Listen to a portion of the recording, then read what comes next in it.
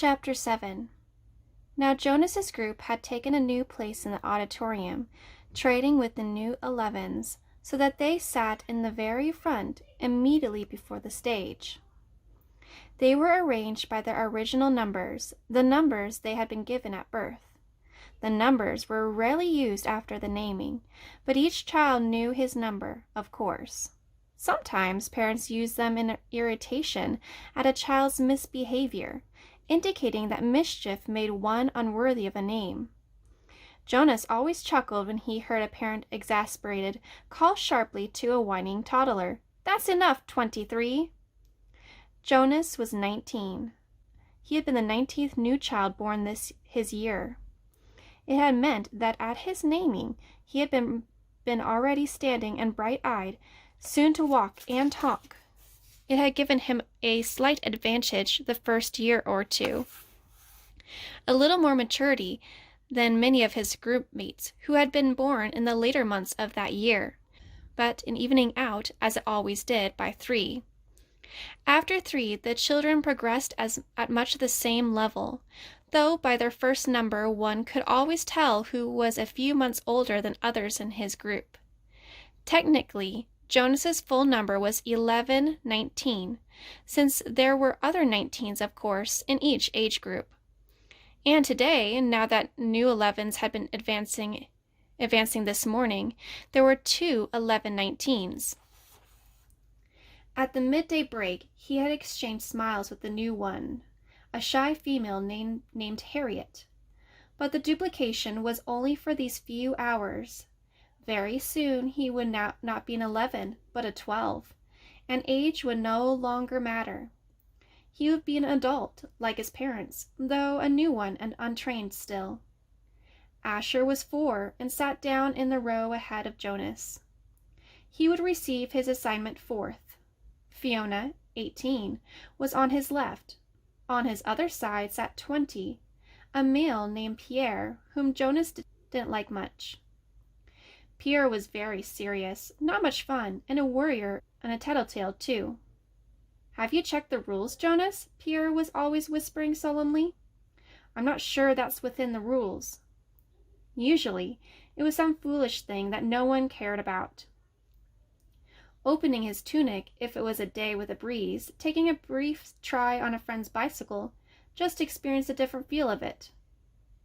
The initial speech at the ceremony of 12 was made by the chief elder, the leader of the community, who was elected every 10 years. The speech was much the same each year, recollection of the time of the childhood and the period of preparation, the coming responsibilities of adult life, the profound importance of assignment, the seriousness of training to come. Then the chief elder moved ahead in her speech. "This is the time," she began, looking directly at them, when we acknowledge differences. You 11s have spent all your years till now learning to fit in, to standardize your behavior, to curb any impulse that might set you apart from the group. But today we honor your differences. They have determined your futures. She began to describe this year's group and its variety of personalities. Though she singled no one out by name, she mentioned that there was one who had singular skills at caretaking, another who loved new children, one with unusual scientific aptitude, and a 4th for whom physical labor was an obvious pleasure. Jonas shifted in his seat, trying to recognize each reference as one of his group mates. The caretaker's skills were no doubt those of Fiona, on his left. He remembered noticing the tenderness with which she had bathed the old. Probably the one with scientific aptitude was Benjamin, the male who had devised new important equipment for the rehabilitation center. He heard nothing that he recognized as himself, Jonas. Finally, the chief elder paid tribute to the hard work of her committee, which had performed the observations so meticulously all year. The committee of elders stood and was acknowledged by applause. Jonas noticed Asher yawn slightly, covering his mouth politely with his hand. Then, at last, the chief elder called number 1 to the stage, and the assignments began. Each announcement was lengthy, accompanied by a speech directed at the new 12. Jonas tried to pay attention as one smiling happily received her assignments as fish hatchery attendant, along with words of praise for her childhood spent doing many volunteer hours there, and her obvious interest in the important process of providing nourishment for the community. Number 1, her name was Madeline, returned finally amidst applause to her seat, wearing the new badge that designated her fish hatchery attendant. Jonas was certainly glad that assignment was taken. He wouldn't have wanted it, but he gave Madeline a smile of congratulation. When a female named Inger, received her assignment as birth mother, Jonas remembered that his mother had called it a job without honor. But he thought that the committee had chosen well. Inger was a nice girl, though somewhat lazy, and her body was strong. She would enjoy the 3 years of being pampered that would follow her brief training. She would give birth easily and well, and the task of labor that would follow would use her strength, keep her healthy, and impose self-discipline. Inger was smiling when she resumed her seat. Birth mother was an important job, if lacking its prestige. Jonas noticed that Asher looked nervous. He kept turning his head and glancing back at Jonas until the group leader had to give him a silent chastisement, a motion to sit still and face forward. 3. Isaac was given an assignment as instructor of 6s, which obviously pleased him and was well deserved. Now there were 3 assignments gone, none of them ones that Jonas would have liked. Not that he would have been a birth mother anyway, he realized with amusement. He tried to sort through the list in his mind, the possible assignments that remained, but there was so many he gave it up, and anyway, now it was Asher's turn. He paid strict attention as his friend went to the stage and stood self-consciously beside the chief elder. All of us in the community know and enjoy Asher, the chief elder began. Asher grinned and scratched one leg with the other foot. The audience chuckled softly. When the committee began to consider Asher's assignment, she went on, there were some possibilities that were immediately discarded, some that would clearly not have been right for Asher. For example, she said, smiling, we did not consider for an instant designating Asher as an instructor of 3s. The audience looked with laughter. Asher laughed too, looking sheepish but pleased at the special attention. The instructors of 3s were in charge of the acquisition of correct language. In fact, the chief elder continued, chuckling a little herself, we even gave a little thought to some retroactive chastisement for the one who had been Asher's instructor of 3s so long ago. At the meeting where Asher was discussed, we retold many of the stories that we all remembered from his days of language acquisition. Especially, she said, chuckling, the difference between snack and smack. Remember, Asher? Asher nodded ruefully, and the audience laughed aloud. Jonas did too. He remembered, though he had been only a 3 at the time himself. The punishment used for small children was a regulated system of smacks with a discipline wand, a thin, flexible weapon that stung painfully when it was wielded. The child care specialists were trained very carefully in the discipline methods. A quick smack across the hand for a bit of minor misbehavior. 3 sharp smacks on the bare legs for a second offense. Poor Asher, who always talked too fast and mixed up words, even as a toddler. As a 3, eager for his juice and crackers at snack time, he one day said smack instead of snack, as he stood waiting in line for the morning treat. Jonas remembered it clearly.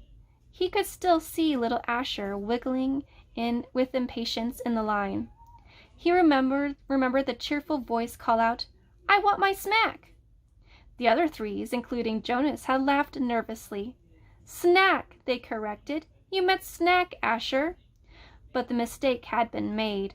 and precision of language was one of the most important tasks of small children. Asher had asked for a smack. The discipline wand in the hand of the child care worker whistled as it came down across Asher's hands. Asher whimpered, cringed, and corrected himself instantly. "Snack," he whispered. But the next morning he had done it again, and again the following week. He couldn't seem to stop, though for each lapse of the discipline wand came again, escalating to a series of painful lashes that left marks on Asher's legs. Eventually, for a period of time, Asher stopped talking altogether when he was a 3. For a while, the chief elder said, relating the story, we had a silent Asher. But he learned. She turned to him with a smile. When he began to talk again, it was with greater precision, and now his lapses are very few. His corrections and apologies are very prompt, and his good humor is unfailing. The audience murmured in agreement. Asher's cheerful disposition was well known throughout the community.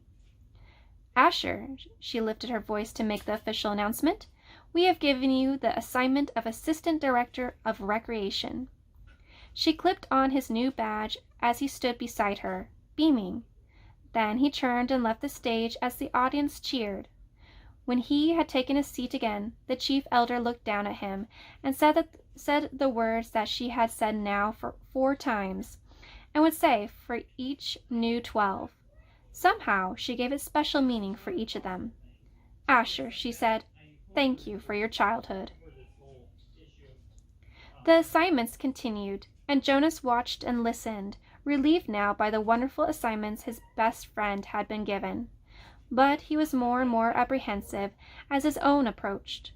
Now the new 12s in the row ahead had all received their badges. They were fingering them as they sat, and Jonas knew that each one was thinking about the training that lay ahead. For some, one studious male had been selected as doctor, a female as engineer, and another for law and justice. It would be years of hard work and study.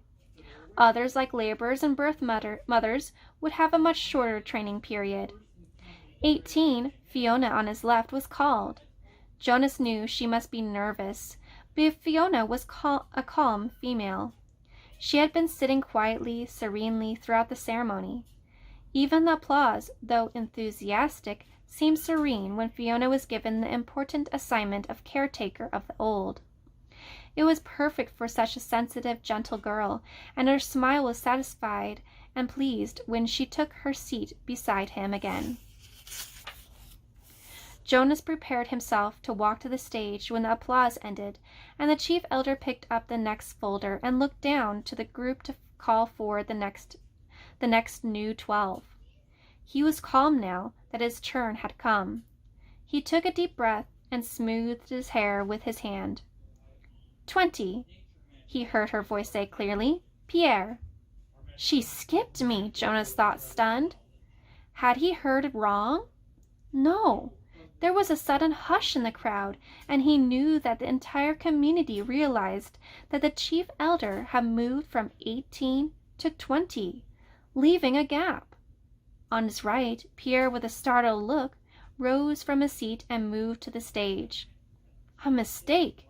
She had made a mistake!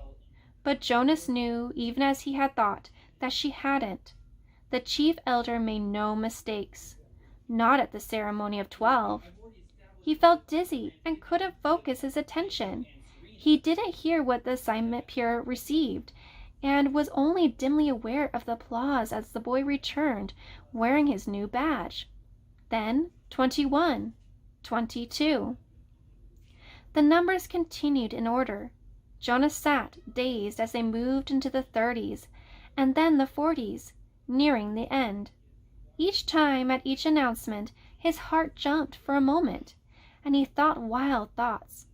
Perhaps now she would call his name. Could he have forgotten his own number? No, he had always been 19. He was sitting in the seat marked 19. But she had skipped him. He saw the others in the group glance at him, embarrassed, and then avert their eyes quickly. He saw a worried look on the face of his group leader. He hunched his shoulders and tried to make himself smaller in the seat. He wanted to disappear, to fade away, not to exist. He didn't dare to turn and find his parents in the crowd. He couldn't bear to see their faces darkened with shame. Jonas bowed his head and searched through his mind. What had he done wrong?